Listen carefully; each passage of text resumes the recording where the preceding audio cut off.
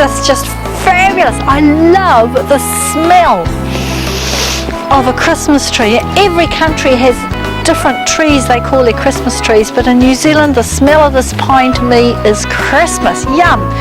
Why are we here? We're at Courtney's Christmas tree farm here in New Zealand, and I just had to show you why this DVD is all about cones and wreaths. It's because the classic cone, of course, is the Christmas tree. We're not going to show you how to decorate a Christmas tree. You've probably been doing that for years. But that's why we are using the cone shape. It is the classic shape of Christmas, and from the Christmas tree, of course, we also get the base material for the wreaths. So they sort of went together. So come back to the Floral Design headquarters and let's have some fun with cones and Christmas, and oh, what a smell! I love it!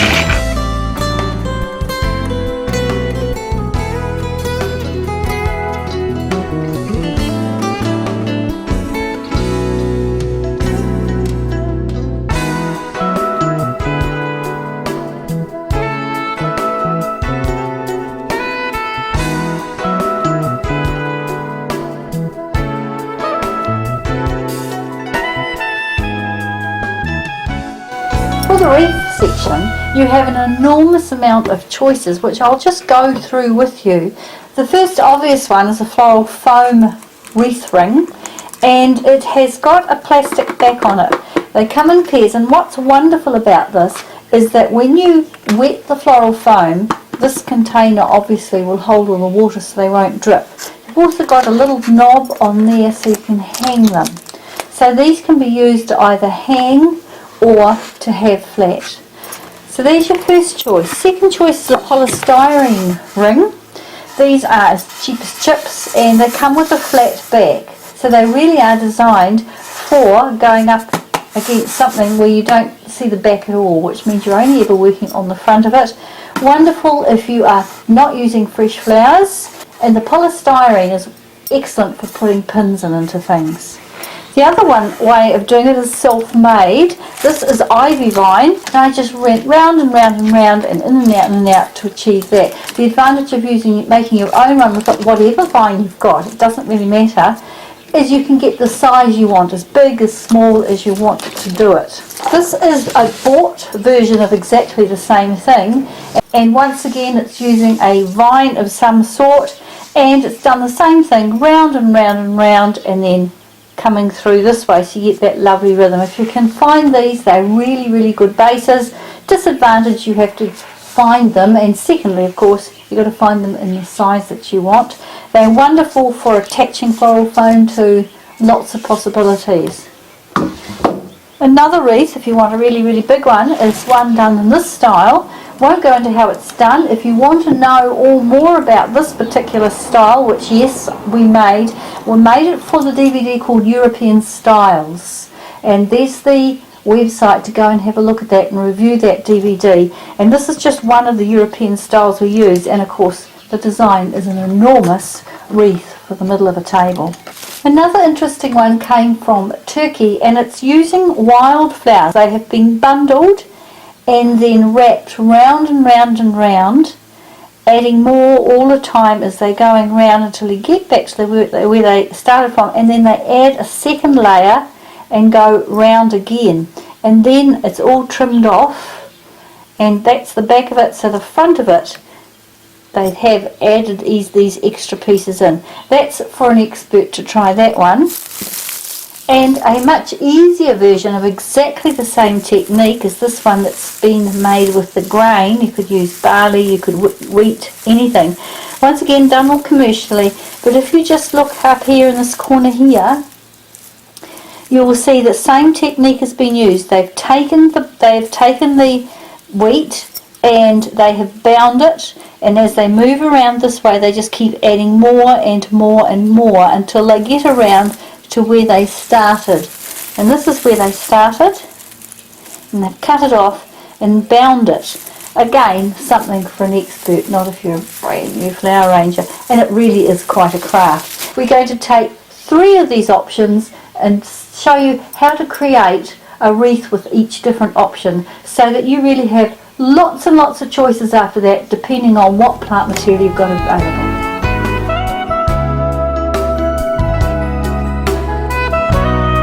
So this is the first of the wreath designs, and I've picked one that you'll see around quite a lot. I'm going to start fairly easy. It's based on a ring of floral foam. I've put it in the sink this way so the floral foam, it will absorb the water, but the base of course has remained dry. It's very heavy once that water's in it. You also will need your colour scheme. I'm going to go for quite a hot colour scheme, so I've got some spray carnations, some beautiful red roses, and out of my garden some Federation daisies, and you put the three of those together, you get this range of hot pinks. Also a ribbon that will go with them. Chiffon ribbon always looks gorgeous. I'm not going to hang this one up. I'm going to use it for the centre of the table, and I've got the 3 candles so that they will fit around the base. Also a smooth flat leaf, so I am using our camellia, and something to what's called base the wreath, and I'm using this flat conifer. Together, once again, they give us a nice contrast. Alright, so to base it up, the first thing you've got to think about is the rhythm of your wreath, and I'm going to say that my little floral design is going to go here, and I therefore want the rhythm of the wreath to go around this way. So when I am cutting these pieces of conifer, they're all, can you see how they have their own way of going? So make sure they all go that way. When you look at your base material that you've chosen to use, see if it's got a natural rhythm, and that's the way it's going to go. So there's my nail hole there in case I change my mind. So I'm going to put my piece of beautiful little rose there. So everything is going to lead out from there. Now if I put it that way, can you see it's going against the rhythm of that circle? So it naturally wants to go that way, because then it's going with it. You always go with your plant material, and in it goes. Going to completely cover the base, just taking off these little pieces here. Which way does I want to go? It goes that way. So in we go. Don't be mean with the conifer. That way. So at this point the plant material is actually working with you. You're not fighting your plant material. That way. And notice I'm putting a couple of layers on top of each other. One is holding it in, but it's also giving it lovely depths so that you don't have floral foam showing underneath. Cones on them, keep them on. Can you see it's still going around in the rhythm? So if a piece doesn't want to sit down nice and flat like that, use these. These are the mossing pins. You can buy these by the thousands. If you don't have access to something like that, you can just bend over a piece of heavy gauge forest wire and it will do the same job.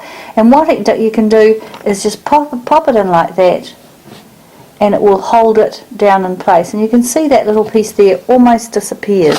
And on we go. Along the sides.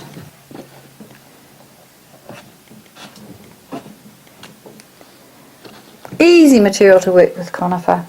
It will last for ages and ages out of water. By this point you can see that that base has almost completely disappeared.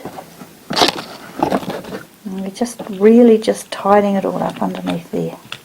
And I'm still keeping that same rhythm, having it all facing in that one direction. You can still see a little bit here of the inside of the rim, so that has to be done too.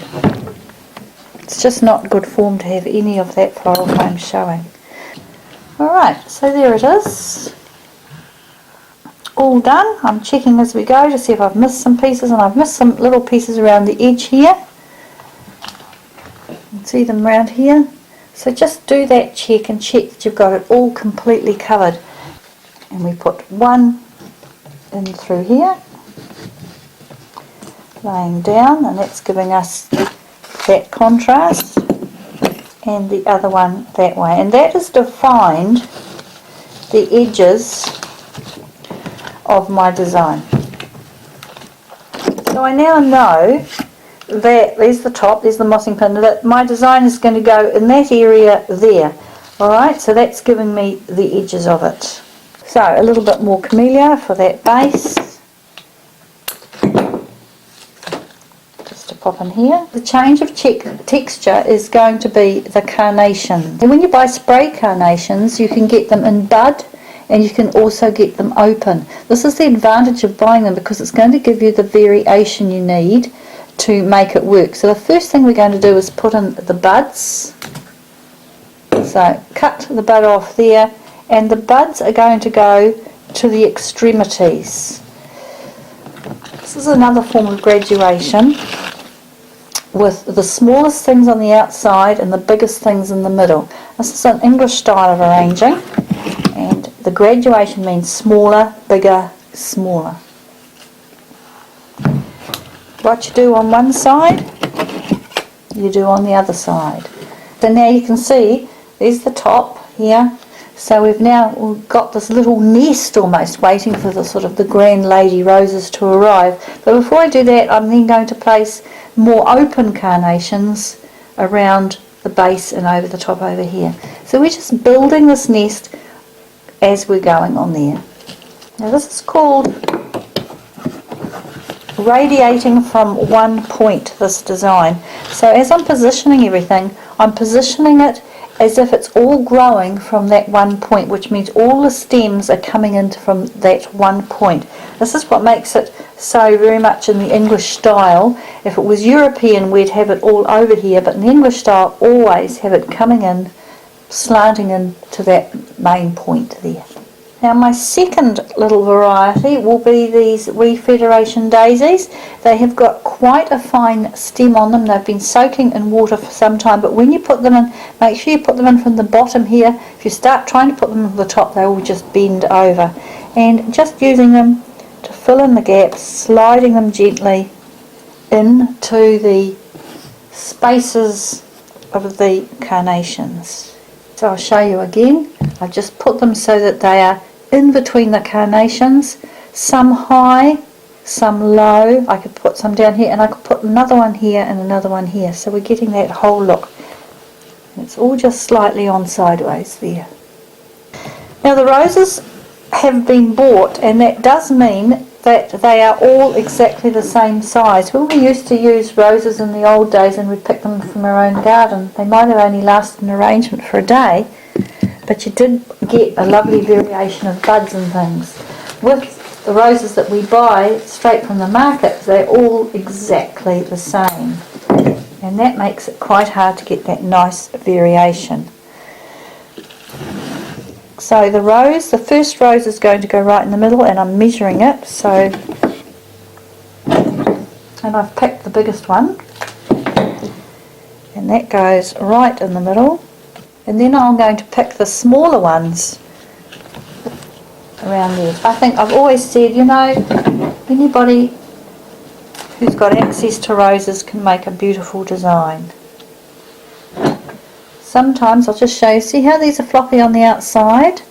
You can actually just take those ones off, and it will give you the most beautiful bud. And that bud will give you sort of like a pretend graduation for to pop out here.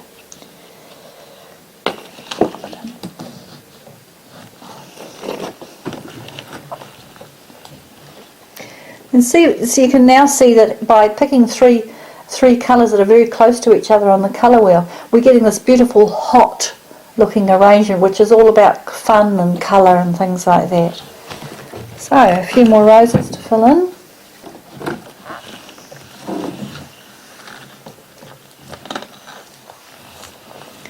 I'm going to put the ribbon here so it floats down over the top of it. Do yourself the length. You have piece of wire handy. Make a loop, and to the other side. The loop obviously as big as you want your ribbon to be. Then another loop, and to the other side. And this can be as luscious as you want. You can do 3 loops, 4 loops, it's up to you. And another loop. You can come over the top if you want to.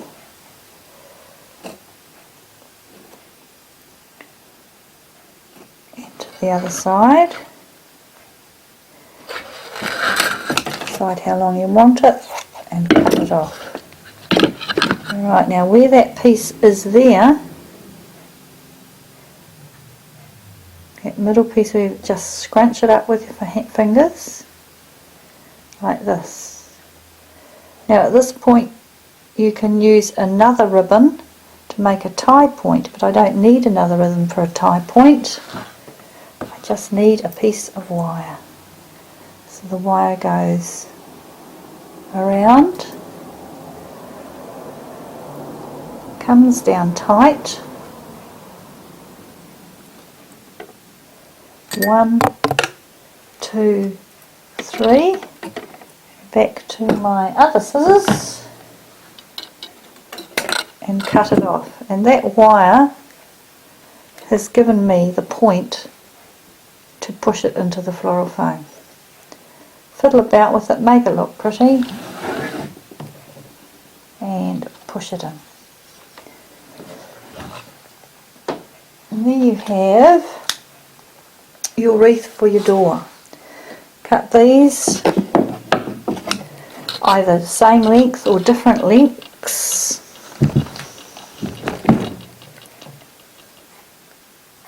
Traditionally we cut a V out. I have no idea why, it's just something that we do.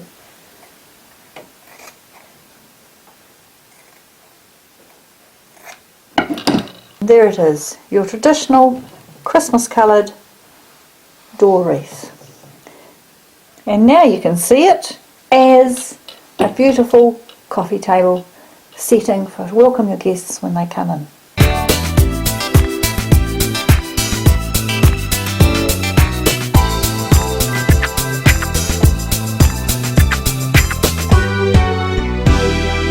For the second wreath design, you can also use the floral foam ring that you've used in the one just before. They actually come in two, so that would be quite convenient for you. But I actually want to show you a different method. By knowing all these different methods, you will be able to use any material you've got at hand, especially if you can't find a floral foam wreath.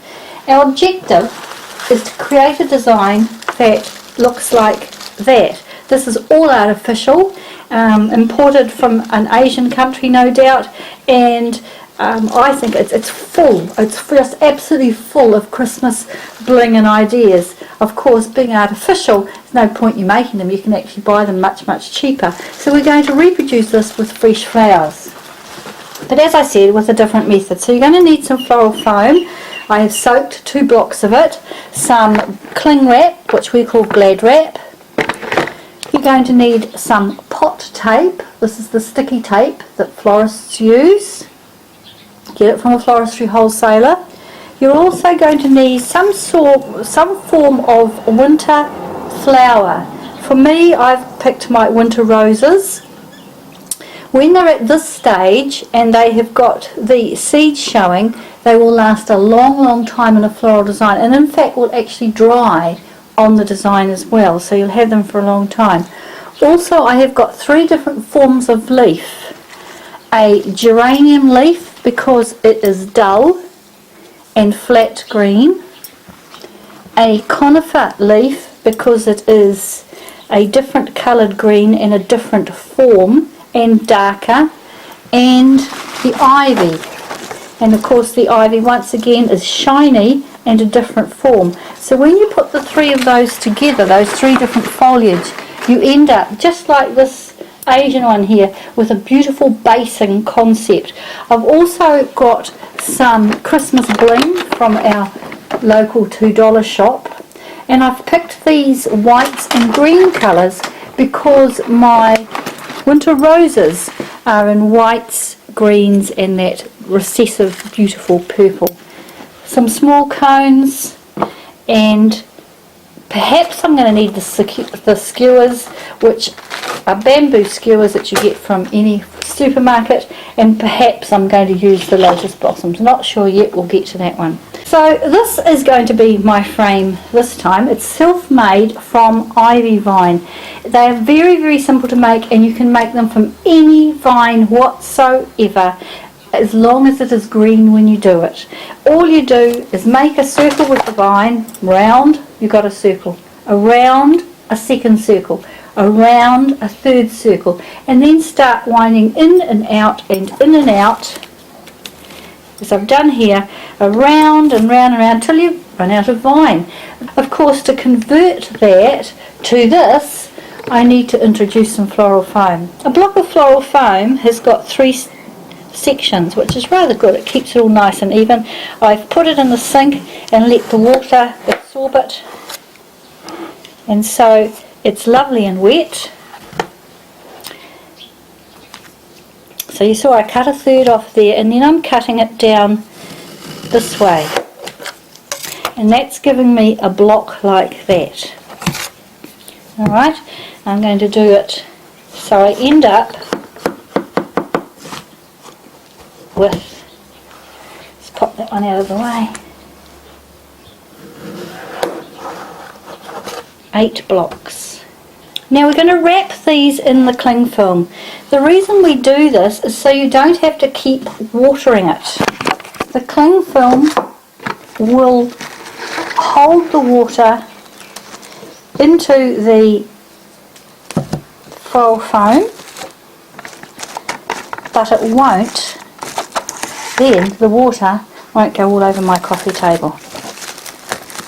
So just wrap them up as if you were making a little food parcel, and we do that 8 times. Now with my 8 bits of foam, I've got to decide where I want to put them. So logically I'm going to put one top, one bottom, one side, one there, and one there. So you see why it's easier to fill them with cling wrap. So on it goes, that way up, and as tight as you can, right round underneath, back up the other side, and cut it off.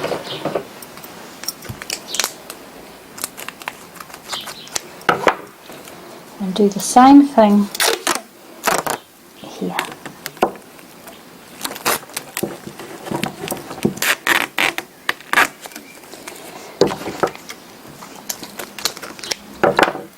Now I should be able to tip this up and it won't move, and that's your indicator that your floral foam is in the right place, that you've done a good job with your pot tape. So there it is, there's the 8 now positioned, and as I said, we've got them so they're opposite each other's like this. This is just so that everything's even around it. There's definitely a gap between each one. After all your work of doing your own wreath here, you don't want to hide it completely. Back to this one here, see how it's completely hidden? That's because it's all plastic underneath it. But this one, let's show a little bit of that wonderful form there. Right, now everything you do on one, you're going to do on the other. So I'm going to start with the geranium leaf. And it really doesn't matter where you put this. If I put it there, it's just going to completely hide it. So I'm putting it up a bit here and in. If you've chosen plant material that has got a very thin stem, use a skewer to poke a hole in the cling wrap, and just do this. Whatever you do on one, do it on another one. There's one. Poke a hole. Just means it's not fighting the cling wrap, and in it goes. Right, so we've started. Now I'm going to do the same thing with some of these smaller ones here, and I'm going to put them here. You can see why that doesn't really matter as long as you just filling up all that base before you get to the exciting part. Right, change of form now. We're going to go to the conifer and I'm going to sit down. Okay, and once again try not to cover this and pop that in. Lower.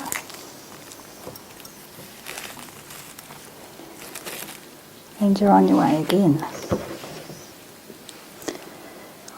Clearing off the bottom so that it actually goes in.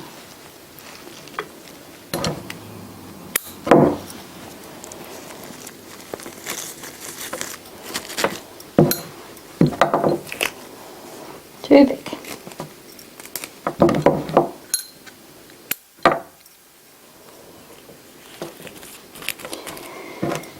All these little pieces here will be going along this bit because you want all this here also to be hidden. You don't want anyone to be seeing glad wrap there. I've done all of the inside around here, but you can also see I've done around the outside. Just one layer of that conifer until I run out of conifer. So now it's getting that base that we need to put our other pieces in. And now we can start on the ivy. And once again, exactly the same things with the ivy. Cut it about that length, and if you need to, push it in. And now put the ivy in. This is once again just to give a contrast. And you can use the ivy tucked right down in there to start hiding that floral foam. Just put 2 pieces on each. Face them one way against each other. See, one's facing this way, one's that way. It just makes it give a little bit of interest there.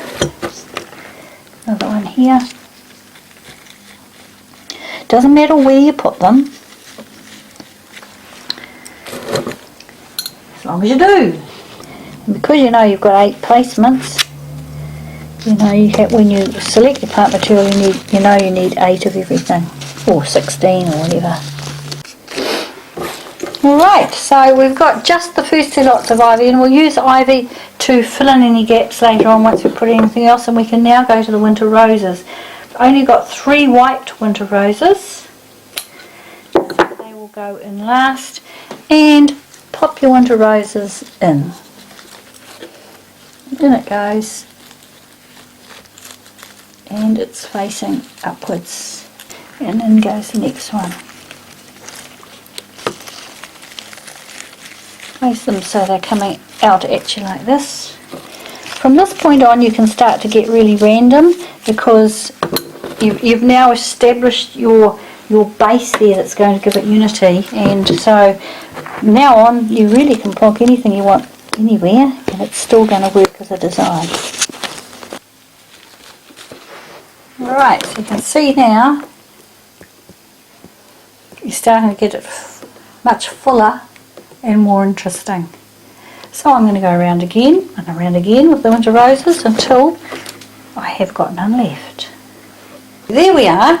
I've put 3 or 5 winter roses in each segment there and mixed up the colours a bit so they look really, really interesting. And we're now starting to get it looking fuller and fuller. However, you can still see bits of floral foam in places all over here, and that's because we've got still a few more bits to go. First of all, we're going to wire pine cones. Now I've only got a few of them and they're small enough to be interesting, just popped in here. To wire a pine cone, it's really easy. You put the wire through those bottom slots around like that, and then just twist it once, twice, 3 times and cut it off, and that will hold into your foam. So I'm going to pop them into the sides here, just straight in like that, so that the brown of the base of the wreath is working with the brown of the pine cone, bringing it up into the design. They always look good when they're grouped. Same thing I can do with these lotus seed heads. Unfortunately they don't come with their stems on normally when it's dried. and just pop that in as well, and once again bringing that brown up. So this one I'm going to wire by going around like this, holding it there with my thumb and going 1, 2, 3 and down. Cut it and it will go in. And of course you can't see that wiring. Now placing them so that if I've put the pine cones here, there's a couple over here, and putting the lotus there, I'll put some on the other side, not trying to be now too formal in everything being exactly matching. With that part of the wreath almost done, except for the gaps, it's time to add the Christmas bling. I'm not sure why we add bling at Christmas, but for some reason it's appropriate, isn't it? The more garish it is, the better. And in it came these lovely little stars. So, and they're double-sided fortunately. So I've just popped some hot glue in the inside here, added the skewer, and then pushed it down over the top of it so it holds it. Not only will hold the skewer in place, by having it as double-sided it means that skewer will be completely hidden. The stars, I don't want them up like this, but you may do. So I'm going to cut them so they really do just go into the foam on an angle. And you can see here there's a bit of floral foam showing. So my stars are going to get pushed into that piece there. And just like I've done with the other ones, not just one star, but I'm going to pop 2 in. Just like that. One could be leaning further down than the other. It's up to you how you put them in. It also presents another form. We've got some round forms here. This is presenting a different form which will make your design much more interesting. Now if you're feeling fairly conservative, you could leave it at that, or you could say, oh, now I'm going to add some more baubles on the side here and have 2 or 3 sitting here like this. I mean, this is giving it a real Christmassy feel. Now interestingly enough, these baubles are actually made of paper. If your baubles are made of the glass or plastic they normally are, use the same skewers again and glue the skewers on. But because these are made of paper, of course I can use the U-pins that we use in all sorts of things and just push them through. Now once again I'm actively looking for parts where the floral foam is exposed, and I'm just using that U-pin to push these in. And as always I'm grouping them 1s, 2s, 3s. I suppose you can't have a group of 1. Alright, so that we're starting to really fill up those little placements with these pieces. Right, let's put this garland on. Round we go. As I said, it's Christmas. Christmas is all about the bling.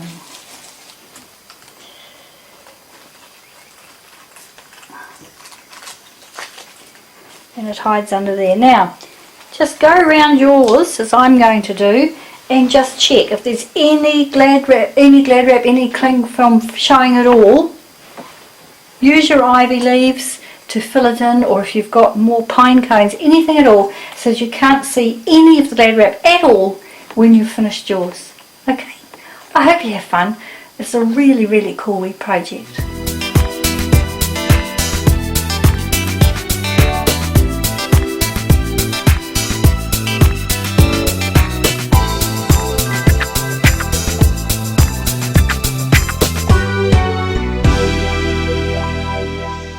This wreath design is based on the polystyrene wreath, and what I've done is painted it. Both sides, not that you're going to see that side, it's always best the other side. And I went down to my paint shop and I asked if they could match the paint as closely as they could with this dogwood, Cornus alba, because that's what I was going to use to cover the wreath. But you might have a different type of stick, twigs that you could use, and so yours might be a light brown or something like that. The one thing I can say that you've got to remember is cut these branches at least 3 weeks before you're going to use them. They will shrink, and you'll have gone all this work and then suddenly they'll start falling out of your design. So if they've been shrunk for 3 weeks, just cut them and leave them. You won't have that same problem. Also, I have found some Christmas ornaments that are in the same side of the colour wheel here, and in the pinks and violets and reds. Some novelty yarn that is also bringing out the same colours, and of course the carnations, these hot pink carnations, spray carnations.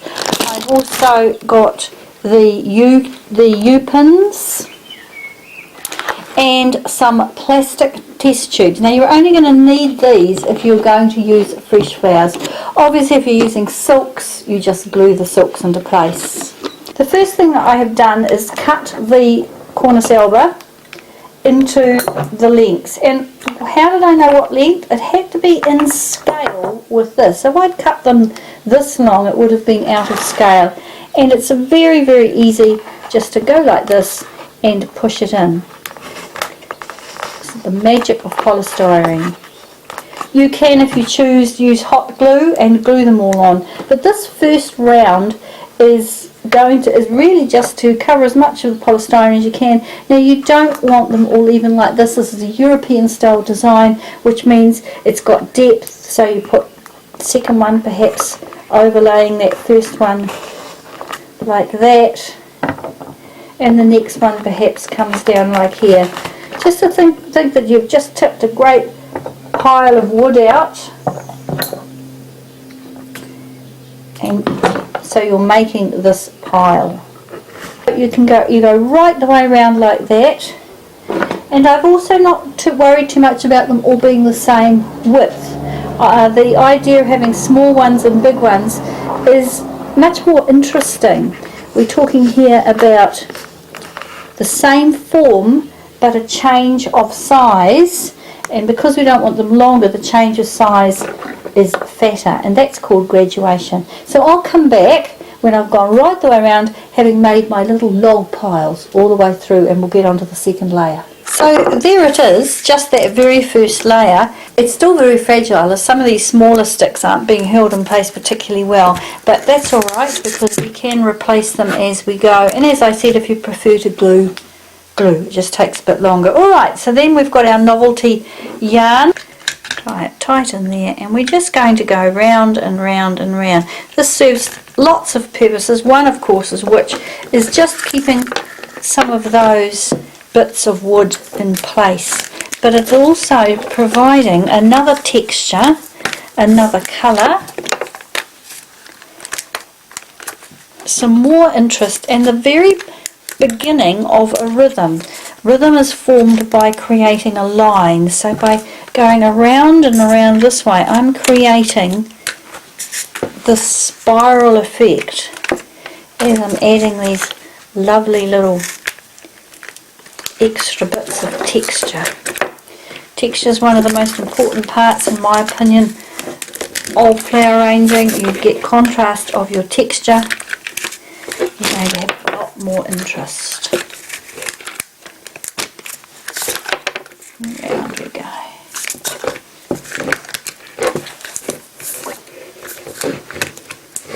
And cut it off there, and you've got your first round. Just hold that up for you, so see it's starting to come together already. I mean, that was very, very quick. So I'm going to introduce another colour.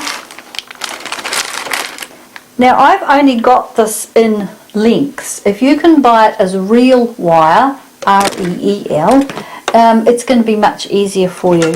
And we're going to make a garland. You start here and you simply go round very, very tight. 1, 2, 3.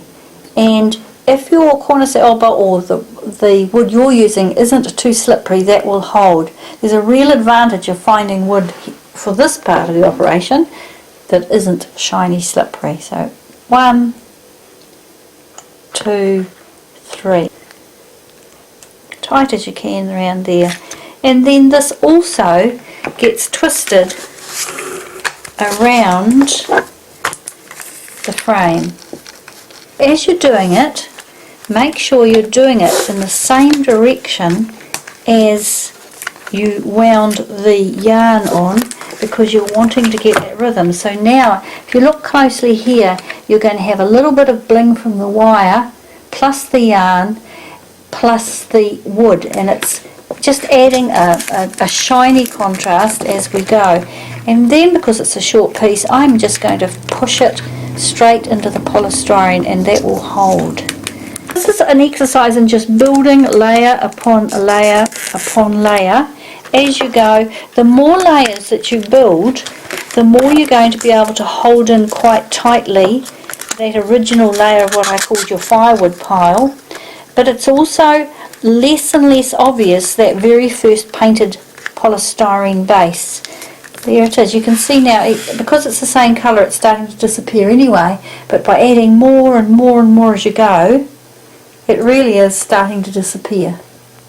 Alright, I'm going to do about 10 or 15 of these little garlands, and I'm going to go round and round again and use quite a lot of these up. So once again, I'll get back to you when I've gone round about 15 times. So there it is. You can see I've been round quite a few times, and the more you go round, the more it's going to hold everything together, but also provide the little tiny bits of bling as it's starting to become a cohesive whole. These are very, very cheap. You normally buy them by the hundreds. If you don't get them free when you order Singapore orchids or any sort of orchids, they normally come this way. They come with a rubber cap. We don't need the rubber cap this time. And this is to hide them. I mean, they'd look pretty awful just stuck in like that, wouldn't they? So using exactly the same yarn as you used around the edges of it, just a little bit of glue there, press the yarn into it, and around you go. Doesn't take very much yarn, this. Round and round. Just before you get to that little piece at the end, another little dab of hot glue. Get it off about there, and wind that into the end. Try not to dab it too much with your hand because it's very hot. Okay, I've already done 4 others here.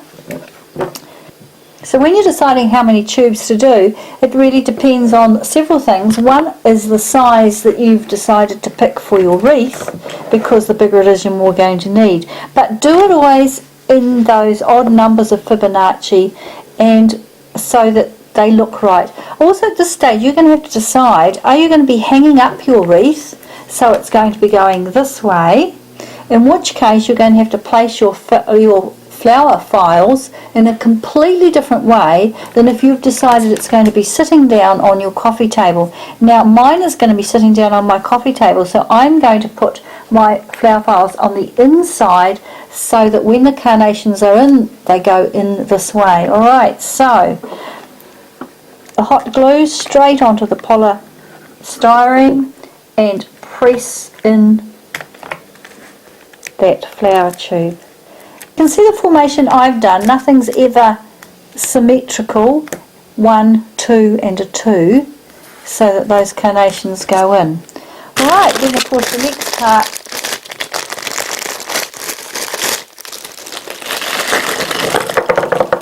are our little Christmas baubles, and it's starting to get rather exciting, isn't it? Hot glue them in an interesting way. If I've got this wee drum, if I hot glue it straight on like that, all I'm going to see is this shiny surface. So I'm going to hot glue it on an angle so that you get to see this lovely little detail of that drum there. And I could put them here, I could put them anywhere really. It's just a case of saying, where's a place that looks good, where's some wood that it can hold on to, and on it goes. And to that little grouping I might add this star. I mean, Christmas is a wonderful time of year to go and hunt through these $2 shops and see what you can find. I'm going to take that off, don't need it. Hot glue around there and press that in. So that's a little grouping of 3 interesting things. That's it. And you can see we've got shiny, we've got dull, and we've got something over the top. So it's giving it a nice, interesting little group as we go through there.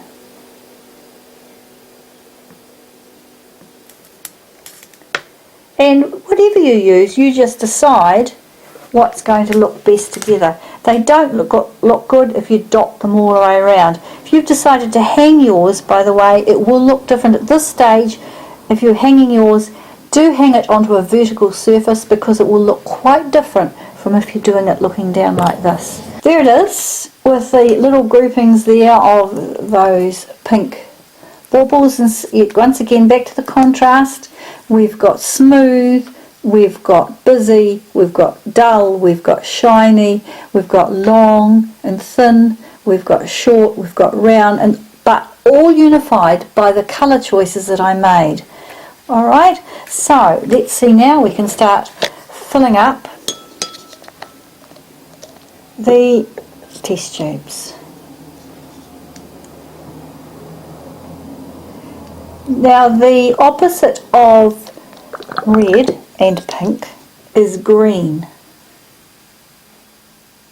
So you can actually, if you want to have a very high contrast, you could add green, some sort of a green trailing something at this point after we've put the flowers in, to trail all over the top. And it's very much what you prefer as a designer. So in go the flowers. And of course we add a few buds, and there's the green. Can you see how the green on that bud is telling us which green goes with that hot pink? And it's quite a limey green. If you had something like that available to you, the flower says to you, yes, it will look good because that's the colour of my stem. Turn that round because you probably can't see that. So we're now getting that lovely grouping. I'm purposely keeping them fairly low. I don't really want them stuck up too high, but also the tops of them are covering it, and I just want that wee grouping there.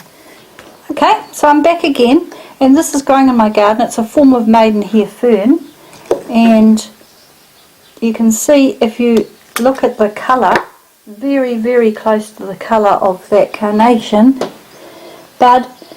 Just give it a little coax around, pop it into the tube and tuck it around. You don't want it to hide all of your hard work that you've just spent an hour doing. Cut off bits that aren't following the line. You're in charge, not the plant material. And there it is with the green on it. Makes it very different to having it all unified in that hot pink. Have a go, see what you come up with using very few bits of plant material and lots of interesting Christmas things.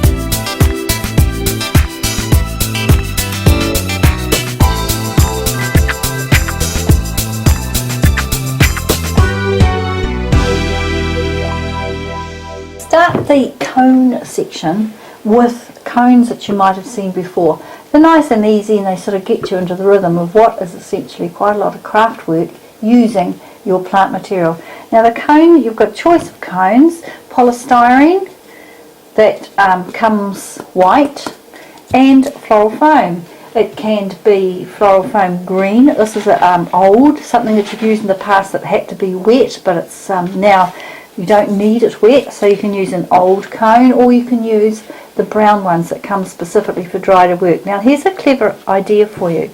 The cones you want to select 3, and you want to select them so one gets bigger than the other one, so that when you place them they look attractive together. This cone here was too small for the proportions of the other two, so a piece of floral foam has been cut into a circle and attached, and it's been attached with 3 skewers there, So by doing that, it has raised it, so it's now a really nice proportion to the other two.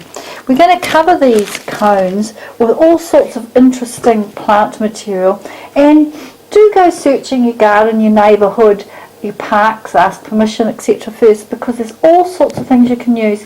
The one criteria you must have is that they are going to last a long time and they dry really well. So I'm going to introduce you to a few of them that work really well in my garden. The first one is Nandina. If it gets the frost or very, very cold, it turns this absolutely beautiful red. If you live in a hotter climate, you will see it, you would know it as green, but that has lasted in some of my designs for up to 3 years. The other thing is camellia. Try to pick them in autumn, winter or late summer rather than spring, because the leaves toughen up, and the tougher the leaves, of course, the longer they're going to last. Any sort of conifer will also work really, really well, and it's when you cut the conifer off the conifer tree, be fairly careful, because conifer, once you've cut it, it won't grow back in that spot. It'll leave a brown hole, so be quite careful as you cut it. Ivy, of course, is another one. Ivy will last, once again, 3 years out of water and retain an awful lot of that beautiful green colour. Heavy books, the heaviest ones I could find in our personal library, and some ordinary newspaper. When you do this, we've pressed these, we've pressed them just overnight, and there you're revealed is lamb's ear.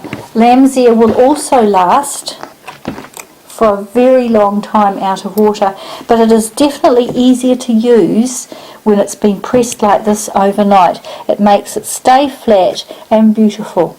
The newspaper stops it going mouldy, of course, because it absorbs any water that's in it. The other things you'll need is something to attach your leaves. You've got several choices. One that I've used in this design are pins. These are dressmaking pins, and if you have a look, you'll see that they have got a little head on them, and this head is what will hold the plant material in place. So look for those sort of pins that have got a head on them. You can also use nails, flat-headed nails that you can get from a hardware shop, or these which are called mossing pins. They're actually too big for today's design, but they do hold leaves in place. And of course the other thing you can use is some fairy lights, which always make it look Christmassy. The colour scheme you can see I'm going to use is brown, green and red to keep it Christmassy. To prepare your cones, if you've got white polystyrene cone, please paint it. Paint it a green or a brown colour. The reason is if your leaves shrink, the background is going to show through. The green is far more pleasant than a stark white colour. Alright, so just ordinary water-based paint and give them a quick dull up job. Now, this is the pot tape, and we're going to use it to mark out a spiral. So start at the top and just go round .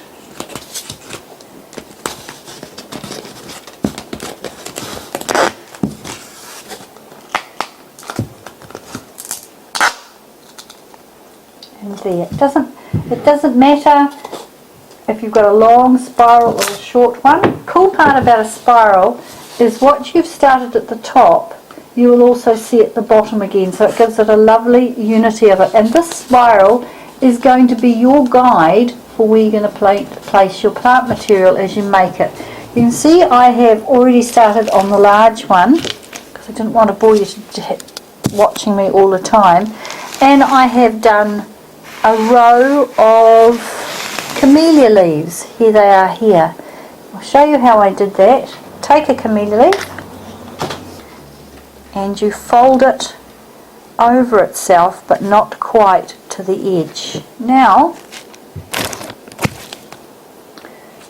I start at the top, put it on the edge of what is my guide, using these pins, and pin it through the top and pin it through the bottom.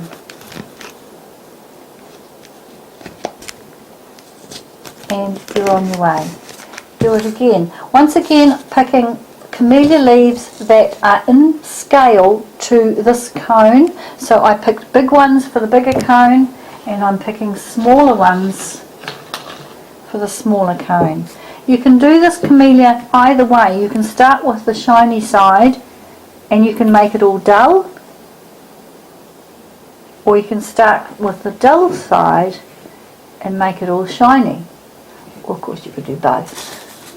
So I put the second one in.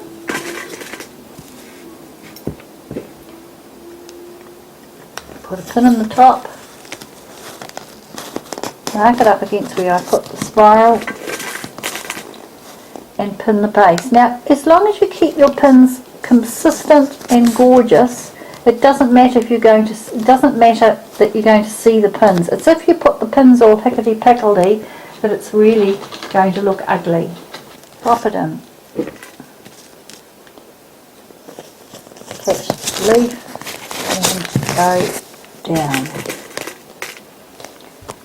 And of course you're going to go right down to the base. I'm going to show you another technique that I used on here. That is called folding, that one. And it's rolling, because this is actually a study in texture. And contrast and texture is what makes these sort of lovely spiral cones look so good. So you can see here, I rolled the camellia leaves. I wanted to show the dull side and roll it. So once again, you take a camellia leaf, decide if you wanted to have give it a wipe. Do you want a shiny roll, in which case you go that way, which is the way the leaf prefers, by the way. You can see it's got that curve on it. Or do you want the dull side? I went the dull side on that one, so over to this side, roll it.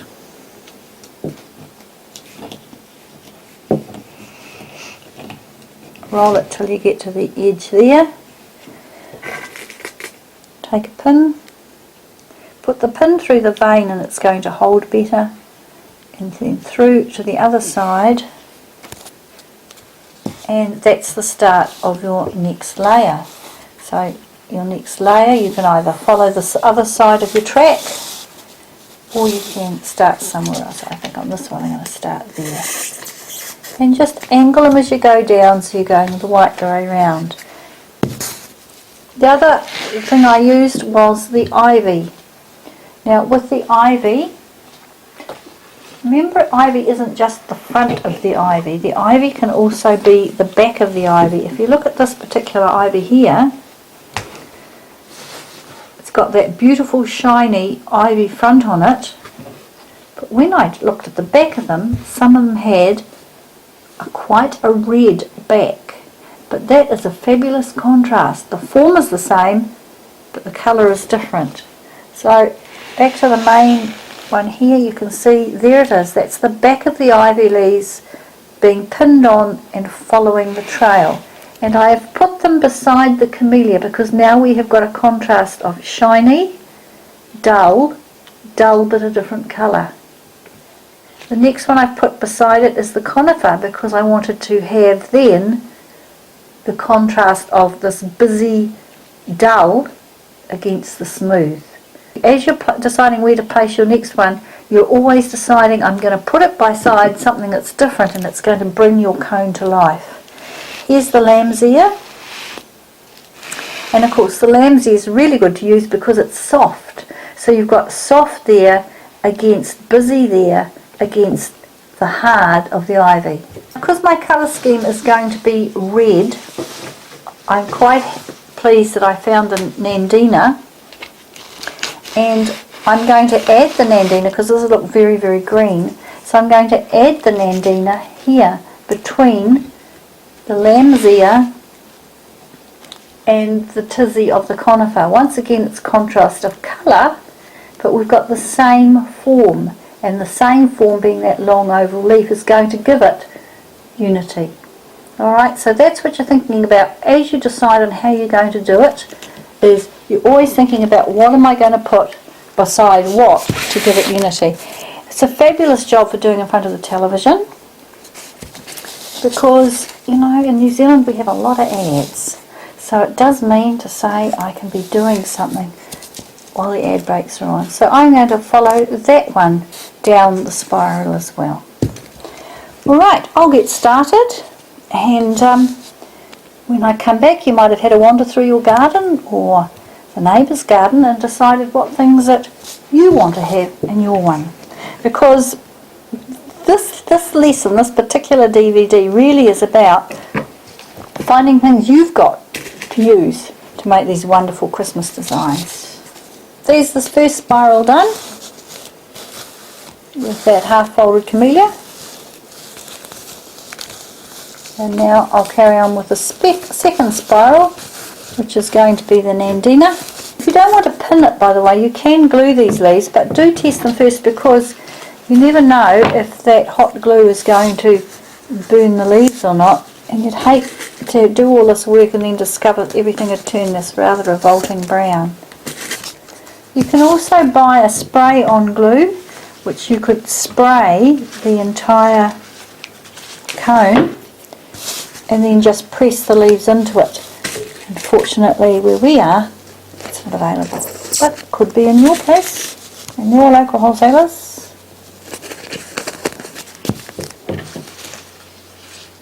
Righto, I'll come back when I finish those ones.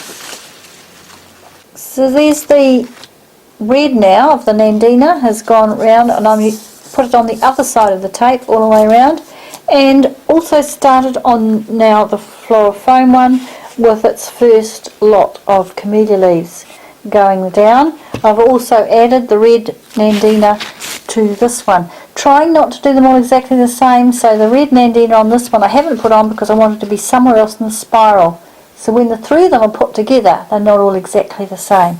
Now I'm going to add the lamb's ear, picking the biggest ones for the middle design, and I'm going to put the lamb's ear on this one right beside the Nandina. Remember, you can use either side, this beautiful fluffy side, but the back of it is just as interesting with lovely veins on it. So you can either cut it or use your fingernail, get rid of the stalk, and you're ready to pin that one beside the other one, tucking them in quite closely together. I think you've got the idea. Pretty easy, isn't it, really?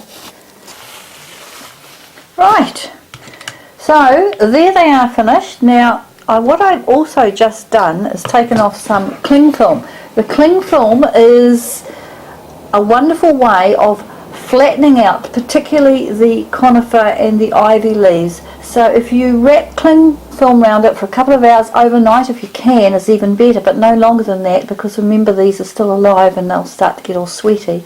But overnight's good. It will flatten everything down and you're ready to finish and display it somewhere.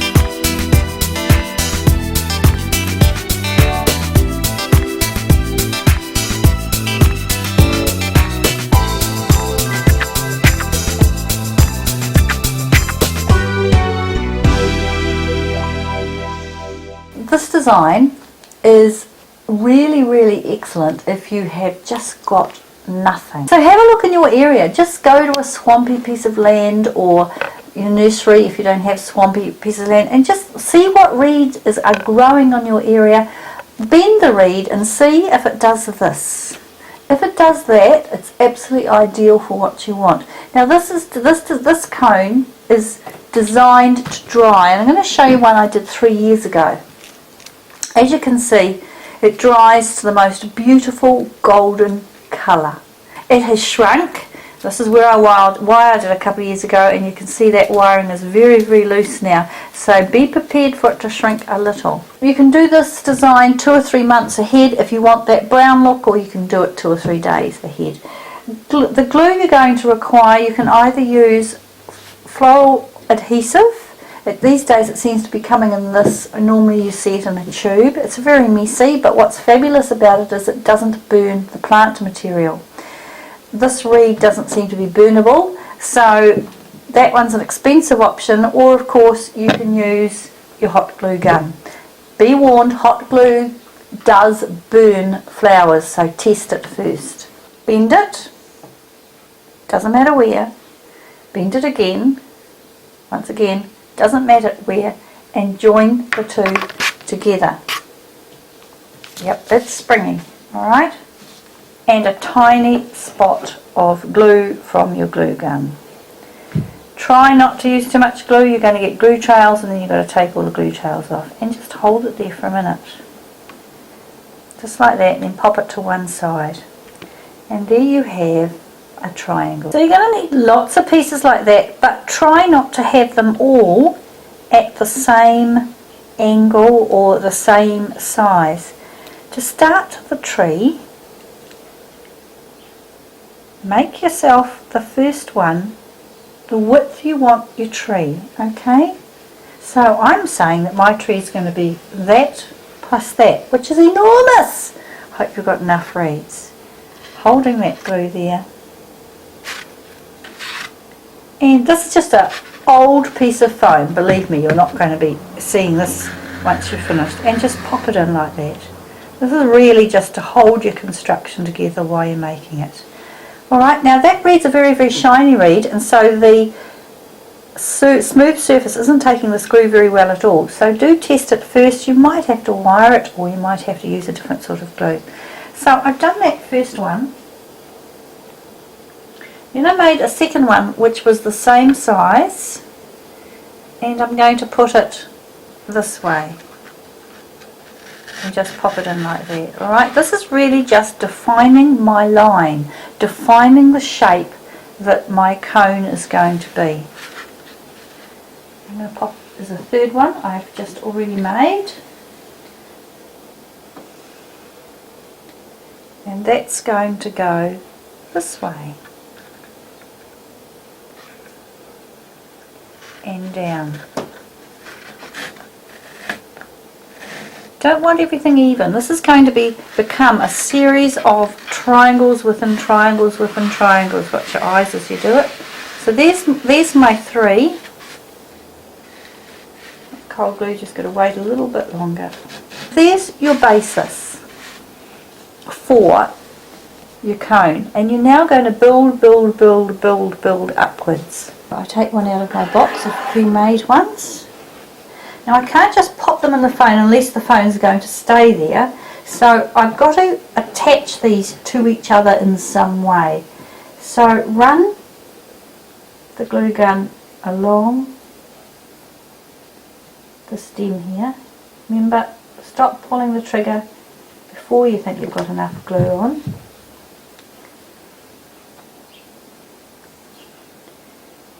And attach it to one of those four main ones. So it catches it like that. I used too much glue there. Alright, so that's now giving me the shape. That's how high I want it, because that's the highest reed I've got. And now I'm just going to keep putting them in till I've got this cone shape. Adding glue as I go. So you've got the idea. You're just adding them, and you're noticing they're all different sizes, all different shapes, because we really do want that variety, which is going to make it look so cool when it's finished. At this point, as you can see, I've just sort of got the beginning of the framework, and we just need to steady it up a bit. Take a little bit of it. You're going to bind this just around the base. This is going to keep all those very first reeds all tightly together, so you know that when you take it off out of this piece of old oasis, you've got the basis. And of course we're going to add lots more pieces, but we don't now just have to add them to the bottom. We can add them anywhere we like in the piece, filling any gaps, giving it depth. Alright, so that's just giving it that security, and you're making sure everything's right, and then you just carry on a bit longer. So now you can see it's getting all much fuller here, and you've got lovely 3D effect, but down here it's still looking very empty. So this is when you start to add the reeds in here, which means you bend them shorter and they're coming out this way. And once again I'm going to wrap the bottom with the pop tape, and that's just to keep that base all lovely and even and tight, So when I take it out of the floral foam, it's going to stay where I want it to go. I don't have to worry about this because you're not going to see this little piece here. Lovely and tight, and it's binding them all in. Just keep looking for gaps at this stage where you've got a big piece missing. Like you can see there. Needs lots more there. Okay? So, and we'll keep going again. So there is the main structure done. It's probably taken me 45 minutes, I suppose, to do that. And once again, I have bound that bottom with the pot tape. Now you're going to decide what you're going to put your structure in.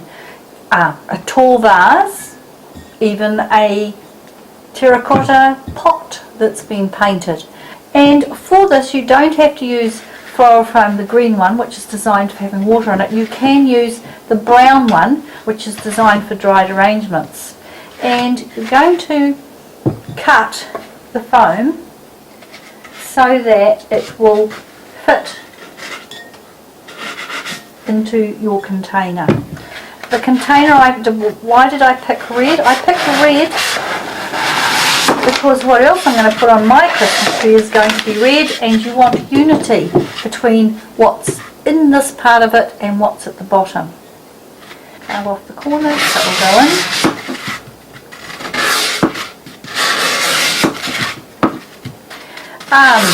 You could also use plaster of Paris to put this in. You could also use clay. It doesn't have to be water retention. It just has to be firm. And that is firm. And off.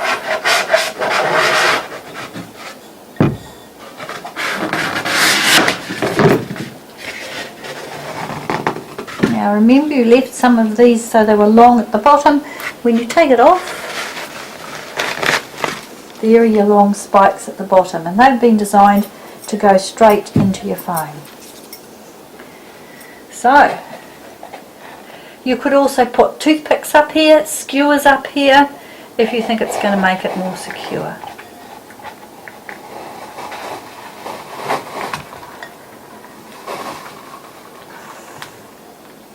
You don't want to have that floral foam showing. I've picked a dyed red sisal, which can go right around the base here. Nice and Christmassy, red and green. You see that's hiding the pot tape. Now it's time to decorate your tree. It's a very light structure, so you're not going to want to put heavy things on it. Heavy things visually as well as actual heavy things. You've also got to keep everything in scale because you want it to be light and airy. What we've done here with the triangles is we've enclosed space, so that gives it some weight, but the reeds themselves don't take a lot of weight. One of the options is these Singapore orchids. They are very, very good because you can just take one piece off them, use cold glue, floral adhesive, and glue them on. Now they will last probably 2 or 3 days glued on. If you glue them on, remember to think about your physics and glue them onto a part of the little triangles you've made that can bear their weight. The other option are some dried flowers. These are winter roses, and you can dry them so that they actually have this lovely papery effect. They're very, very light, and if you dried enough of them, they also could be put on here so that you get that lovely light feeling.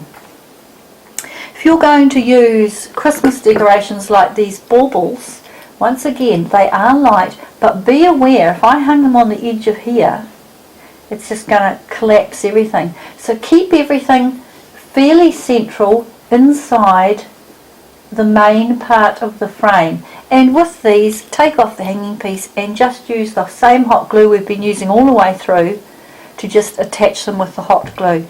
What I'm going to do is use some Christmas lights. They're battery operated. They have this beautiful little light on them there, which is just sparkly enough for me, and they can wind up the tree. I can hide the battery part on it down here in the base so you can't see it, and just quietly wind it up. Have fun, make your own variation of it, and Merry Christmas with this one. So that was the big version of the Christmas tree, but there is a fast way if you want to do a smaller version, perhaps to line up along your dining room table or even as little placeholders. You start the same way, but this time you're actually just going to take the bunch of reeds, and the bunch of reeds is going to be as big as you want the number of arms. You'll see what I mean in a minute. So pull out 2 or 3 of them. Now you know that this is because these are going to be your little anchors when you put them in the tub later, and use the pot tape to bind around the end. It's always easier, isn't it, when you've seen it done the first time and you know why this is all happening. Bind them really, really tight, around several times. I've cut them all at different lengths because I want this very, very tall one here to be my star. I'm going to make sure I leave that tall one. So we take a length, bend it, and bring it down this time, instead of gluing it back into your hand, because we're going to pop tape there as well. So that's going to be the tie point. And now just do it for the next one. Bend, and bring it back into your hand. This one already wants to go. When you think you can't hold them anymore, put another piece of pot tape on. Bend it over, that way, bend it back the other way and into the hand. Very fast, this, and a really, really excellent thing to do, particularly if you've got the matching Christmas tree somewhere in your lounge. It gives you the whole theme. Just like the big one that we've just done, make sure you're doing it so that you're going right round, you're getting that look right the way round. Taller one.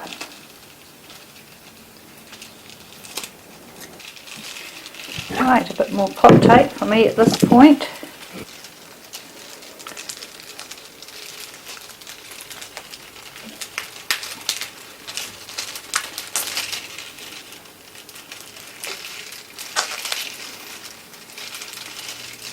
Gives you a wee bit of breathing room so you can carry on. These are quite easy to manoeuvre around where you want to go. Got a big gap this side, so we'll be able to fill some in here.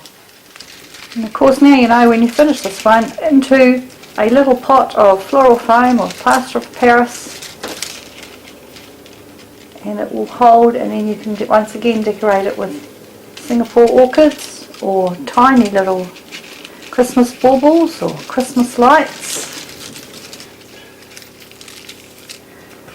Okay, so then we'll make the star at the top with this great big long one.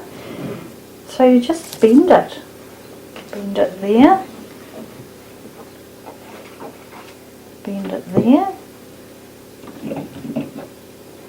bend it there, go underneath and bend it there, and bend it to there. Now you can pin this if you want to pin it, or you can glue it. And that's just a very, very quick little table one. Pop it inside a pot, so it's on the table about to there, and you've got this real kooky little Christmas tree. Make 3 of them, 1, 2, 3 along your dining room table, add the fairy lights, and you've got yourself a mini version of your great big Christmas tree.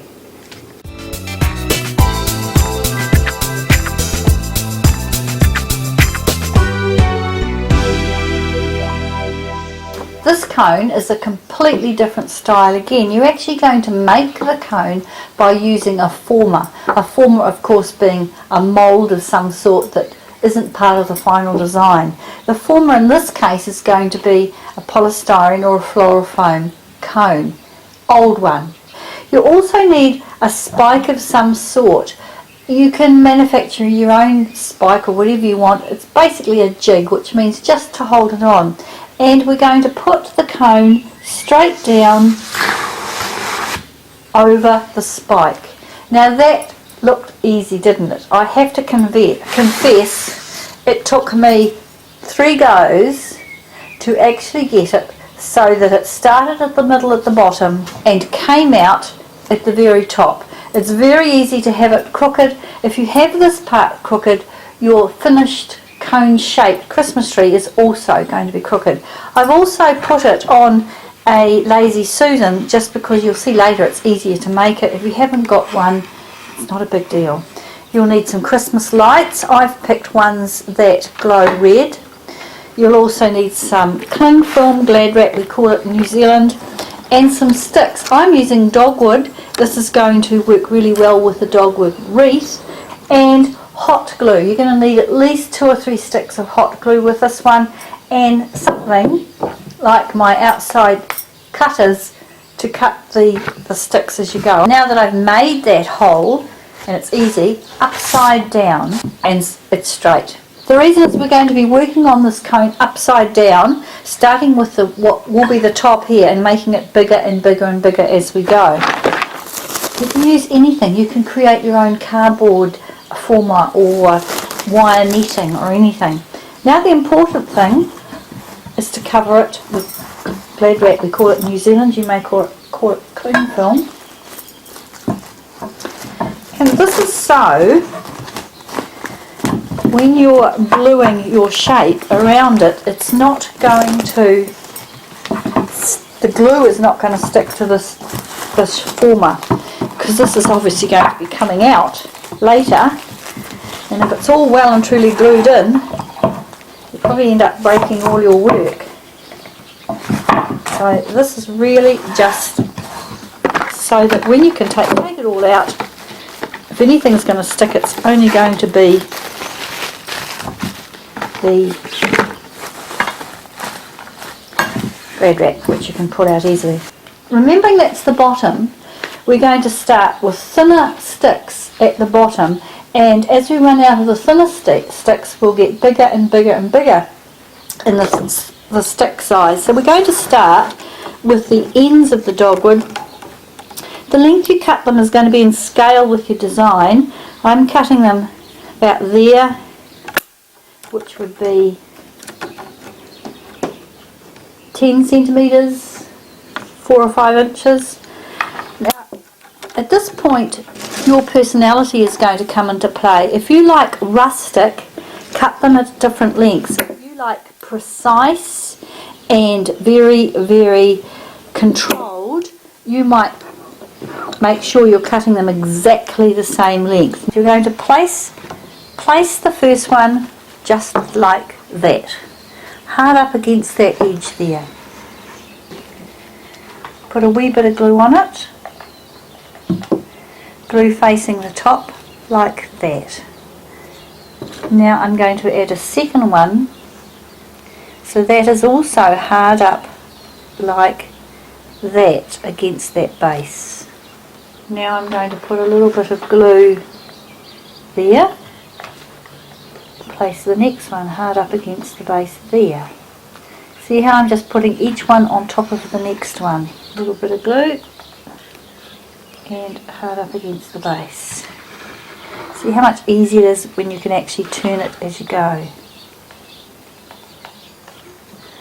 A little bit of glue and hard up at the base. Now at this point we've got ourselves back to where we started from.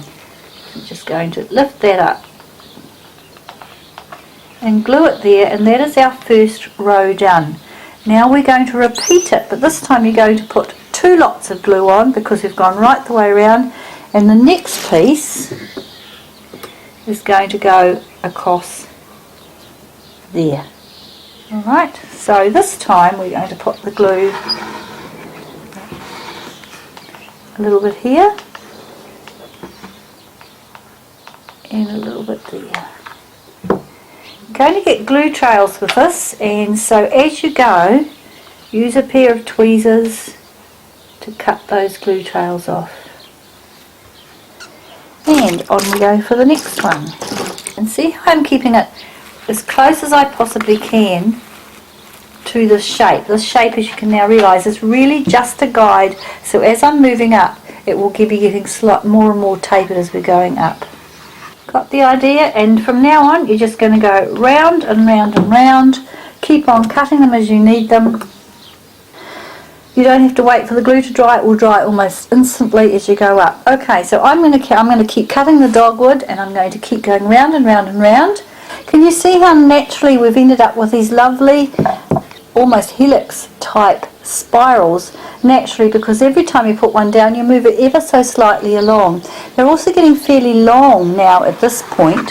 So one stage I started a new row. If you look here, the distance between there and here was too much, so I've added a second row starting there, because obviously as we're getting bigger and bigger and bigger, the lengths of these would have to get longer and longer and longer. Alright, I've stopped at this point because it's really, if we don't start adding our lights soon, you're not going to be able to get your hand down there to do it, and I want the lights on the inside. If you can't do it easily like this, simply take it off very, very gently and unstick any of the glue that's got onto that glad wrap. Just put in the light. Watch out for my face there. Alright, so the light, I want it going right down into the top of here. This is LCD lights, and I'm sure I can glue them without any problem. So I'm just going to put a tiny bit of glue on the actual thread, and I'm putting it down there so the little light itself will come through. So it's just showing, and put the hand down and it's glued in there, but it's almost invisible. And then with that done, these other ones I'm spiraling so that they just pop out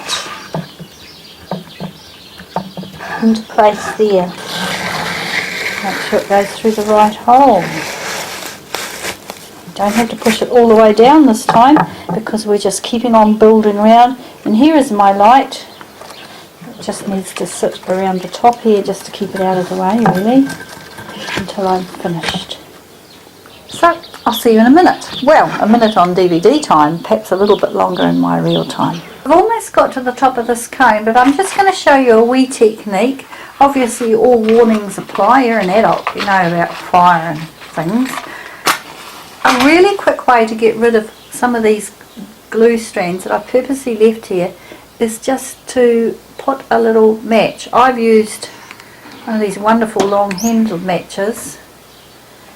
This is very dry wood, and of course I've got that plastic glad wrap underneath. But it just is a very quick way to get rid of most of those glue spider webs as you go around. It's quite quick. As I've been going, I've also obviously been spiraling up the light at the same time. So that's just really a quick way to get some of them away. You might have to use tweezers to get some of them that are more stuck in there, but neat little trick, you know. Want to have a few neat little tricks, don't you? Alright, I've got to the top. When you get to the top of yours, you're going to have to make a decision. Is that as tall as you want yours to be? I'm going to show you a wee trick if you want it to be taller, and it does involve just taking out this again. What I hear, it has some wrapping paper. This is what we use in the Floral Design office, wrapping up all DVDs and things. So it's quite a heavy, so you might have light cardboard. And this is to extend my former, because I want to go up further than that height. And you might decide you want to finish there, but I want to make it a wee bit taller. So to make it taller, it's this end here I want to extend. So I'm just going to wrap it so that's giving me that natural, beautiful line to follow as I'm going through. Put it this same time I can still put it back on there. A wee bit of sellotape. Hey, the hot glue's a lot handier at this stage. If I can find the hole. And there it is. Now you keep going exactly the same, round and round and round again. If you're worried about having the glue sticking onto your paper, more cling wrap around it. And with this you can actually go as high as you've got enough plant material. Using thicker and thicker sticks, as I got to the top, you can see that is now finally the finished height, and I'm ready to turn it upside down and add a base. To make the stand for your cone, once it's taken off that former, cut the bigger sticks that you can and create a circle using these sticks. There you can see all I'm doing is using the circle that's on the bottom of the stand to give myself an idea, first of all, of a circle and also how big it is going to be, and glue, glue, glue all the way around. Now very gently lift it off and turn it onto its side. Be gentle here and quietly pull out the cardboard, the Florifoam former, so that all you're going to be left with is your cone, all ready to put down onto this frame. Lift it up, put it onto that little frame you've made at the base, and decide where you're going to have to put the glue points and glue it on. To make the Christmas star at the top, start with 3 sticks that you've put into this triangle shape. Glue them together on that point and then add 3 more sticks the same size in an inverted triangle shape, and that will give you a little star. Glue them onto another stick which is at the base there, and that will sit on the top. If you'd like to have more of a point on your cone, get some of the smaller sticks and just build the point up the top there before you glue on your star. There's the star on, and at this point it's tidy up time. If things are obviously sticking out, glue that's in the wrong place, this is when you do it. You can also use a little paintbrush and paint that's in exactly the same colour.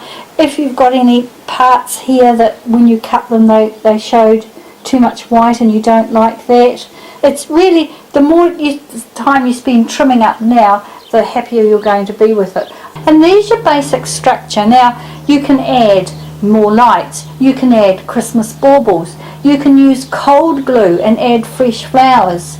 If you're going to use flowers, don't use too many of them because the structure is the thing, and follow the line of the structure. For example, you see that there's now the spiral going up here. So if you're going to put flowers on, follow the line of the spiral down through here, and that will add to the design rather than detract from it. Don't just spot it. If you just put one here and one here, it's going to do nothing.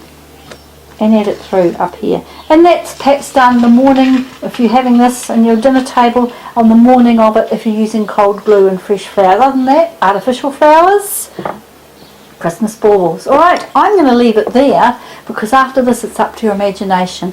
I hope you've had fun with these designs. It's showing you lots of different techniques, but with these 6 techniques you are going to be able to create a wreath or a cone anytime out of anything. Okay, catch up.